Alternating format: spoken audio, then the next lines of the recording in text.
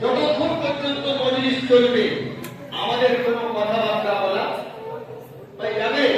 তো সেই জন্য সবাই আল্লাহর জন্য আমরা একটুখানি চুপ থেকে কিছু দিনের কথা শুনবো, বলুন ইনশাআল্লাহ। পেছনে যারা আছি, যারা মানুষজন আসছেন, যদি ভেতরে জায়গা থাকে আপনারা জায়গা করে দেবেন, তবে কেউ কোনো কথা বলবেন না।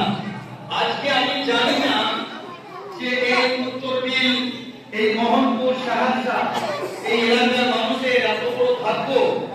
আমরা সেক্রেটারি সাহেব আমাকে বলেছিলেন যে হুজুর অমুককে একটু বলে দেখুন না, আজকে অমুককে একটু আপনি বলে দেখুন না। তো মহতারাম বুজুর্গ দোস্ত, আল্লাহ যেটা চাইবে সেটাই হবে, আল্লাহ চাওয়ার বাইরে কোনো কিছু হবে না। আপনারা কি বলেন? আপনারা একমত তো নাকি? তো সেই জন্য আজকে বড় যেমন আপনারা আবেগে আছেন, খুশিতে আছেন, যে আজকে আমরা চেয়েছিলাম যে উত্তরবিল এই মাদ্রাসা একটা মসজিদ দরকার আমাদের। তো আলহামদুলিল্লাহ এত কম সময়ের মধ্যে এই বিশাল মসজিদ, তার এই প্রথম তলা, এই নির্মীয়মান কাজটা আল্লাহ পাক আমাদের এই নগণ্য বান্দাদেরকে নিয়ে আল্লাহ রাব্বুল আলামিন সমাপ্ত করে দেবে, এটা কিন্তু ভাবা যায় না।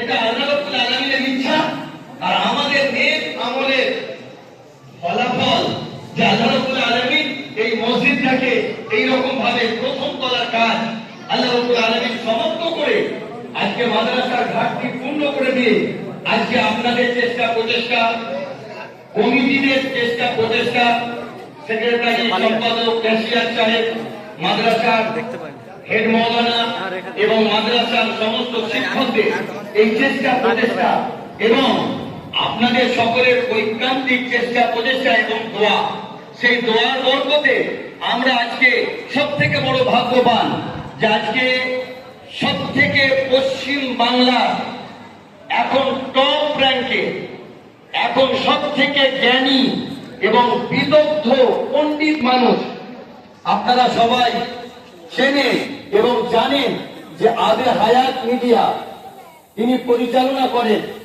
এবং মাদ্রাসা জামিয়া নোমানিয়া বলে একটা মাদ্রাসা, এই কয়েক বছরের মাদ্রাসা। আলহামদুলিল্লাহ আমি মুফতি সাহেবের সঙ্গে কথাবার্তা বলেছিলাম, আল্লাহর অশেষ মেহেরবানি, ওনার সঙ্গে বিভিন্ন জায়গায় আমাদের প্রোগ্রাম হয়। উনি হয়তো কোথাও ব্যস্ততার মাঝে আগে বলে চলে গেছেন, অথবা কোনো মাদ্রাসার প্রোগ্রামে হয়তো তারপরে আমার পরে দেখছি যে মুফতি নাসিরউদ্দিন সাহেব চাঁদপুরে বক্তব্য রাখবেন, শেষ মোনাজাত করবেন। আমি তাই বলছিলাম যে আপনার জামিয়া নোমানিয়া 10 বছরের মধ্যে এমন একটা জায়গায় পৌঁছবে, যদি ধরে রাখতে পারেন আলহামদুলিল্লাহ পশ্চিম বাংলার টপ র্যাঙ্কে যাবে ইনশাআল্লাহ। আর আমি সেক্রেটারি সাহেবকেও বলেছি আর সভাপতি সাহেবকেও বলেছি এবং মাদ্রাসার আমি সদর মুদারিসকেও বলেছি, হাফেজ মঈনুদ্দিন সাহেবকে, যে যেভাবে মাদ্রাসা কাসিমুল উলুম এই এলাকার মানুষের যেভাবে মাদ্রাসার দিকে সুনজর, আলহামদুলিল্লাহ সুম্মা আলহামদুলিল্লাহ, আপনাদেরকে স্বতঃস্ফূর্ত ভাব যদি আমরা এইভাবে চলতে পারি তো 10 বছরের মধ্যে এই মাদ্রাসা কাসিমুল উলুম করবে ইনশাআল্লাহ।